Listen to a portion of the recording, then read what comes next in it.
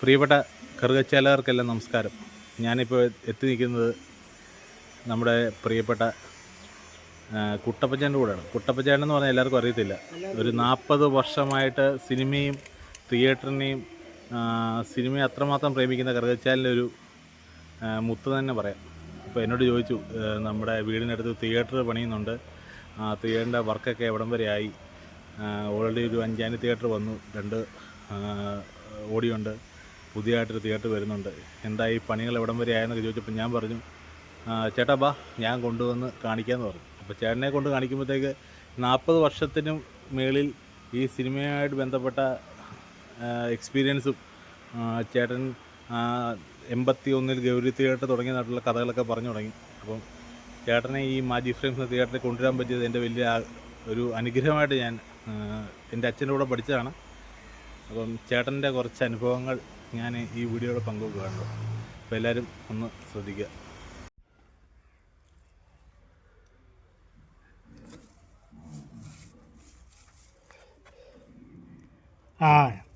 ഞാൻ ഈ കഴിഞ്ഞ 10-40 വർഷമായിട്ട് കറുകച്ചാൽ ആദ്യം 1981 ജനുവരി 11-നാണ് ഗൗരി തിയേറ്റർ ഉദ്ഘാടനം ചെയ്തത് കറുകച്ചാലിൽ. അന്ന് മുതൽ നമ്മൾ ഒരുപാട് വലിയ സഹകരണമാണ്. ആ വീട്ടിലെ ആ തിയേറ്ററിൻ്റെ ഓണറിൻ്റെ മകന് സുരേഷ് ഞാനും ഒരുമിച്ച് കോളേജിൽ പഠിച്ചതാണ്. ഇവിടെ NSS കോളേജ് ചങ്ങനാശ്ശേരിയിൽ ഡിഗ്രിക്ക് പോയി. അങ്ങനെയുള്ളൊരു പരിചയമാണ്. അങ്ങനെ ഞാൻ അവനുമായിട്ടുള്ള പരിചയത്തിന് വേണ്ടി ഞാൻ ഗൗരി തിയേറ്ററിൽ വരുന്നു. അങ്ങനെ ഒരുപാട് പരിചയം. ആ ഗൗരി തിയേറ്റർ 1981 ജനുവരി 11 തുടങ്ങി അന്ന് മുതൽ നമ്മളുണ്ട് അവിടെ. പിന്നെ 1986 1986 അത് കൈമാറ്റം ചെയ്യുന്നു. ഷാൻ തിയേറ്റർ എന്നും പറഞ്ഞ് അവർ മേടിച്ചു. ഷാൻ തിയേറ്റർ താന്നിപ്പൊയ്യ ബേബി താന്നിപ്പൊയ്യ എന്നുള്ള അവർ മേടിച്ചു. അന്ന് മുതൽ ഷാൻ തിയേറ്ററാണ്. അത് അവർ വന്നു കഴിഞ്ഞു. അന്ന് അവരെ പഴയ ഒരാളെന്നുള്ള നിരത്ത് അവരുടെ അവിടെ നിർത്തി കാര്യങ്ങളൊക്കെ നോക്കി അവരുടെ അത് കാര്യങ്ങളൊക്കെ ടിക്കറ്റ് കൊടുക്കുന്നവർ ജോലിയും അല്ലെങ്കിൽ അന്ന് കളക്ഷൻ്റെ DCR എഴുതുന്ന രീതി എല്ലാം ഒക്കെ ഉണ്ടായിരുന്നു. ഇപ്പോൾ ഓളിനുള്ള പരിപാടിയാണ്. തിയേറ്റർ സംബന്ധമായിട്ടെല്ലാം നമുക്ക് അന്ന് അറിയാമായിരുന്നു. അപ്പോൾ നമ്മുടെ നാട്ടിലെ തിയേറ്റർ ഇപ്പോൾ 2022 എങ്ങാണ്ട് നിന്ന് പോയി. കൊറോണയൊക്കെ വന്നാൽ അതിനോടനുബന്ധിച്ച് തിയേറ്ററൊക്കെ കളക്ഷൻ ആയതുകൊണ്ട് അവരതങ്ങ് നിർത്തി. പിന്നെ അത് തുറന്നിട്ടുമില്ല. അപ്പോൾ ആ പാടെ എല്ലാം തീർന്നല്ലോ എന്ന് ഓർത്തിരിക്കുമ്പോഴാണ് നമ്മുടെ നാട്ടിൽ ഇപ്പോൾ ആവശ്യത്തിലധികം 5 തിയേറ്റർ, ഇപ്പോൾ 2 തിയേറ്റർ അഞ്ചാനി, 3 തിയേറ്റർ ഇവിടെ മാജിക് ഫ്രെയിംസിൻ്റെ വന്നു. അത് വളരെ സന്തോഷമായി. ഈ ചാനലിനൊക്കെ തിയേറ്ററൊന്നും നിർത്തിപ്പോൾ നമുക്ക് തിയേറ്റർ എന്ന് പറയാൻ പഴയ കാലം മുതൽ സിനിമ. ഞാനൊരു സർക്കാർ ഉദ്യോഗസ്ഥനുമായിരുന്നു. ഞാൻ രാവിലെ 10 മുതൽ 5 മണി ആനയല്ലോ ഓഫീസുകാരിയോ. ഓഫീസ് വിട്ട് കഴിഞ്ഞാൽ അവിടെ 5:10 കോട്ടയത്തു നിന്ന് കയറിയ 5:50 പിന്നെയും കയറി ഷാൻ തിയേറ്ററിൽ വരും. അങ്ങനെ ടിക്കറ്റ് കൊടുക്കുക അവരുമായിട്ടുള്ള സെക്കൻഡ് ഷോ ഒക്കെ ചെയ്ത് കഴിഞ്ഞാൽ വരത്തുള്ളൂ. അവർ തിയേറ്റർ എന്ന് പറഞ്ഞാൽ നമുക്കൊരു ഹരമായിരുന്നു ജീവിതത്തിൽ പല. ഇപ്പം ഈ തിയേറ്റർ വന്നിരിക്കുന്നത് എൻ്റെ വീടിൻ്റെ തൊട്ട് മുന്നിലാണ്. അതാണ് ഭയങ്കര അത്ഭുതം. ഈ മാജിക് ഫ്രെയിംസ് തുടങ്ങിയിരിക്കുന്നത് നമ്മുടെ വീടിൻ്റെ തൊട്ട് മുന്നിൽ തന്നെയാണ്. നടന്നു വരാനുള്ള ദൂരമേ ഉള്ളൂ. അപ്പോൾ അത് ജീവിതത്തിൽ ഒരു വലിയ സന്തോഷമായിട്ടുള്ളൊരു കാര്യമാണ്. ഞാൻ ജീവിതത്തിൽ ഒരു കാര്യം ഞാൻ സത്യമായിട്ട് തുറന്നു പറയാം, ആരും വിശ്വസിക്കുക. ഞാനിതിലിങ്ങനെ മോൻ്റെ കൂടെ ബൈക്കിലൊക്കെ പോകുമ്പോൾ ഞാൻ ഓർക്കും, ഇത് നല്ലൊരു തിയേറ്ററിന് പറ്റിയ പ്ലേസ് ആണല്ലോ, ഇവിടെ തിയേറ്ററിൽ തുടങ്ങിയാൽ നല്ലതാണല്ലോ എന്നൊക്കെ ഇങ്ങനെ മനസ്സിലായിട്ടുണ്ട്. പക്ഷേ അതൊരു ഭയങ്കര അത്ഭുതം പോലെ സത്യമായ കാര്യമാണ് ഈ പറയുന്നത്. ഇത് എന്തോ കാരണത്താൽ ഇവിടെ തിയേറ്റർ ആ പോട്ടിൽ തന്നെ തിയേറ്റർ തുടങ്ങുകയും ചെയ്തു. അപ്പം ഞാനിങ്ങനെ ഇതൊക്കെ പണിതുകൊണ്ട് ഇവിടെ ഒന്ന് കാണണമെന്നൊരാഗ്രഹമൊക്കെ ഉണ്ട്. അപ്പോൾ എനിക്ക് വലതുകാലം ഇച്ചിരി ചെറുപ്പകാലത്ത് ഇങ്ങനെ പ്രശ്നമൊക്കെ വന്ന് ഇങ്ങനെ പോളിയോ ഒക്കെ ആയിരുന്ന കാരണം ഞാൻ അപ്പോൾ എൻ്റെ കൂടെ പഠിച്ച എൻ്റെ കൂടെ വിജയകുമാരൻ എന്ന് പറഞ്ഞ പുള്ളിയുടെ മോനെ എന്താ മിക്കവാറും വീട്ടിലൊക്കെ വരും. അപ്പോൾ പയ്യനോട് ഇങ്ങനെ പറഞ്ഞപ്പോൾ പയ്യൻ കൊണ്ട് ഇവിടെ എല്ലാം കൊണ്ട് കാണിച്ചു സന്തോഷത്തോടു കൂടി. നമ്മുടെ ആ പയ്യൻ്റെ പേര്, എൻ്റെ കൂടെ പഠിച്ച എൻ്റെ സുഹൃത്തിൻ്റെ മകൻ്റെ പേര് വിനീത് കുറുപ്പെന്നാണ്. വിനീത് കുറുപ്പ് പാലക്കൽ. അപ്പോൾ അങ്ങനെ പുള്ളി എന്നെ കൊണ്ട് ഇവിടെ എല്ലാം കാണിച്ചു. കുട്ടപ്പച്ചേട്ടന് സിനിമ ഒക്കെ വലിയ ഇഷ്ടമാണ്, സിനിമയുടെ കാര്യം. അങ്ങനെ ഇവിടെ ഇതെല്ലാം ഒന്ന് കണ്ടുകൊണ്ടിരിക്കുമായിരുന്നു. വലിയ സന്തോഷമായിപ്പോയി.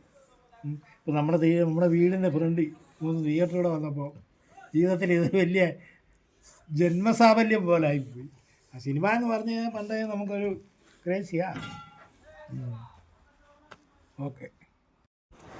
ഞാൻ നമ്മുടെ സിനിമയെക്കുറിച്ച് എന്ന് പറഞ്ഞാൽ 1980-81 കാലഘട്ടങ്ങളെക്കുറിച്ചാണ് പറയുന്നത്.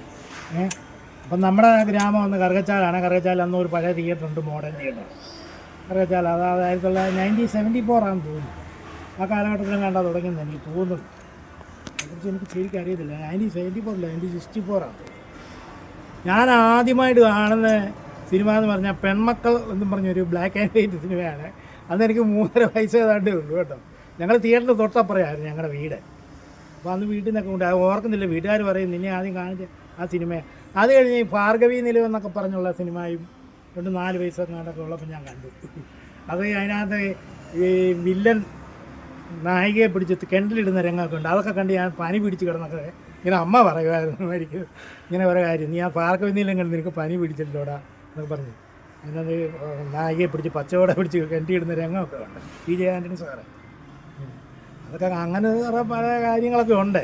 പിന്നെ അത് കഴിഞ്ഞപ്പോഴത്തേന് 1980-81 കാലഘട്ടത്തിലാണ് ഇപ്പറ വലിയൊരു തിയേറ്റർ, അന്നത്തെ രീതിയിൽ നല്ല ബാൽക്കണിയൊക്കെ ഉള്ള നല്ല ഒരു തിയേറ്റർ കറുകച്ചാലി വന്നത്. അത് ഗൗരി തിയേറ്റർ എന്ന് പറയും. അത് താനത്തെ കൃഷ്ണപിള്ള എന്നുള്ള പുള്ളിയുടെ ഇതിൽ തുടങ്ങിയതാണ്. ആ തിയേറ്റർ അന്ന് തുടങ്ങി.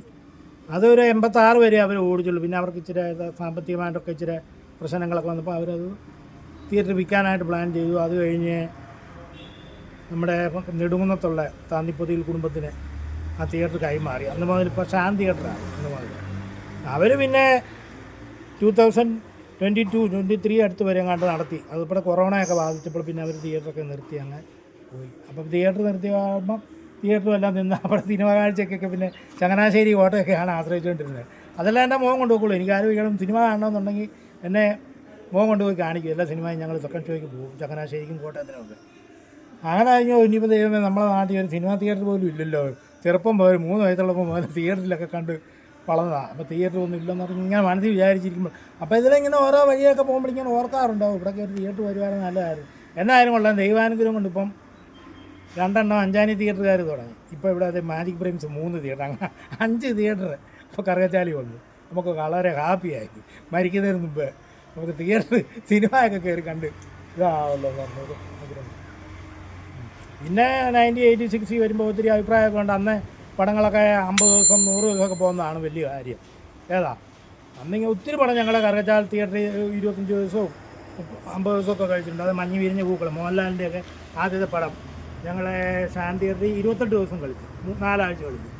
പിന്നെ 87 ആണെന്ന് തോന്നുന്നു, 86 ആണെന്ന് തോന്നുന്നു, ആട്ടക്കലാശം പ്രേം നസീറും ലക്ഷ്മിയും മോഹൻലാലും എല്ലാം ഉള്ള പടം 50 ദിവസം നമ്മുടെ കറുകച്ചാലി കൂടി. അന്ന് പിന്നെ സംവിധായകരും നിർമ്മാതാവ് ജൂബിലി ജോയ് തോമസിൻ്റെ ആയിരുന്നു. അവരെല്ലാം ഇവിടെ വരികയും കൊച്ചിൻ കനിവയും എല്ലാം കൂടെ വന്ന് അവാർഡും ഭയങ്കര അവാർഡ് നിശ്ചയൊക്കെ ഞങ്ങളിവിടെ സംഘടിപ്പിച്ച് വലിയ ഷീൽഡും ഒക്കെ തന്നു. അന്ന് മോഹൻലാൽ, സുകുമാരി, കൊച്ചിൻ കനീവ, മാസ്റ്റർ ടിങ്കു, സോണിയ, അന്ന് കുഞ്ഞു വച്ചാൽ സോണിയ, അങ്ങനെ സിനിമയിലുണ്ടായിരുന്ന ഒത്തിരി പേര്, സുകുമാരി ചേച്ചി, എല്ലാവരും ഉണ്ടായിരുന്നു. പിന്നെ ഒത്തിരി പേരാണ്. അച്ചൻകുഞ്ഞ് സാറ്, പുള്ളി മരിച്ചു പോയല്ലോ. മരിച്ചു പോയ ഒത്തിരി പേര് വന്നു കേട്ടോ. തിയേറ്ററിൽ വന്നതെല്ലാം ഞങ്ങൾ ഷീൽഡും ഒക്കെ എടുത്ത് മോഹൻലാലും ഒക്കെ ആയിട്ട് വർത്താനം പറഞ്ഞ് ഫോട്ടോ ഒക്കെ എടുത്ത് സന്തോഷമായിട്ടാണ് പിരിഞ്ഞത്. 86 ആണെന്ന് തോന്നുന്നു ആ കാലഘട്ടം. പിന്നെ നമ്മുടെ തിയേറ്ററിൽ ശങ്കരാഭരണം 25 ദിവസം ഓടി, സന്ദർഭം 25 ദിവസം ഓടി. പിന്നെ ഒത്തിരി പടങ്ങൾ, നല്ല നല്ല പടങ്ങളൊക്കെ, TV ശിശുവിൻ്റെ പടങ്ങൾ, ഒത്തിരി നല്ല പടങ്ങൾ, ഹിറ്റ് പടങ്ങളൊക്കെ വന്ന് ഓടി. ഇപ്പോൾ അതൊക്കെ പിന്നെ ഈ തിയേറ്ററിലെല്ലാം നിന്ന് പാടെ വിഷമിച്ചിരിക്കുക. നമ്മൾ കറുകച്ചാൽ തിയേറ്റർ ഇല്ലല്ലോ എന്നൊക്കെ ഓർത്ത്.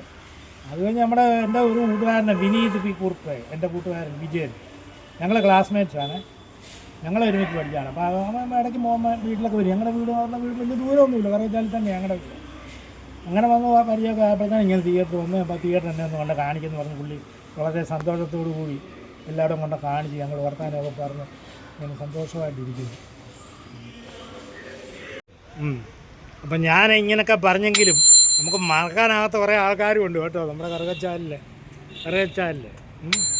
നമ്മുടെ കോട്ടയം നസീറിൻ്റെ ഫാദറ് അസീസ്ഗ എൻ്റെ വലിയ സുഹൃത്താണ്. എന്നെ ചെറുപ്പം മുതലേ എടാ നീ ഇങ്ങനെ ചെയ്യണം അങ്ങനെ ചെയ്യണം എല്ലാം നമുക്ക് ഉപദേശം തരുകയും ഒരിക്കലും മറക്കാൻ പറ്റത്തില്ല കേട്ടോ. പുള്ളി ഉപദേശം മാത്രമല്ല, അവരുടെ വീട്ടിൽ നിന്നാണ് ഞാൻ ആഹാരം പോലും കഴിച്ചുകൊണ്ടിരുന്നത്. അങ്ങനെ അതുപോലെ സ്നേഹമുള്ള ഒരു കുടുംബമാണ് നസീറിൻ്റെ കുടുംബമൊക്കെ ആയിട്ട്. നമ്മുടെ മോഡേൺ തിയേറ്ററിൻ്റെ തൊട്ട് നിയർ തന്നെയായിരുന്നു. അപ്പോൾ നസീറിൻ്റെ വീട്ടിൽ ഇരുന്നാൽ മോഡേൺ തിയേറ്ററിലെ സംഭാഷണങ്ങൾ മൊത്തം കേൾക്കാം. എനിക്ക് തോന്നുന്നു അങ്ങനൊക്കെ ആയിരിക്കും നസീറൊക്കെ ഒരു മിമിക്രിക്കാരനായെന്ന് എനിക്ക് തോന്നുന്നത്. സംഭാഷണം മൊത്തം വീടിനകത്ത് ഇരുന്നൊക്കെ അത്ര നിയർ അടുത്തായിരുന്നു നസീറിൻ്റെയൊക്കെ. അപ്പം നസീറിൻ്റെ കുടുംബവും നസീറിനെയൊക്കെ ആയിട്ട് ഇപ്പോഴും നല്ല ബന്ധത്തിലാണ്. ഇപ്പോഴും ഇടയ്ക്ക് വന്ന് നിങ്ങൾ കാണും. അങ്ങനെയൊക്കെ ഉള്ള നല്ല സ്നേഹമുള്ളതാണ്. ഉമ്മയാണേലും ഉപ്പ മരിച്ചു പോയി. ഉമ്മയൊക്കെ ഇപ്പോഴും ഉണ്ട്, കുഴപ്പമില്ല, നല്ല സ്നേഹമാണ്. ഞങ്ങൾ ഒരു കുടുംബം പോലെ. എൻ്റെ അമ്മയും ഇവരെല്ലാം ഭയങ്കര സുഹൃത്തുക്കളായിരുന്നു. നസീറിൻ്റെ അമ്മയൊക്കെ അതൊക്കെ ഭയങ്കര പഴയ കാലം. അതൊക്കെ ഓർക്കുമ്പോൾ വിഷമം വരും. ആ കാലമൊന്നും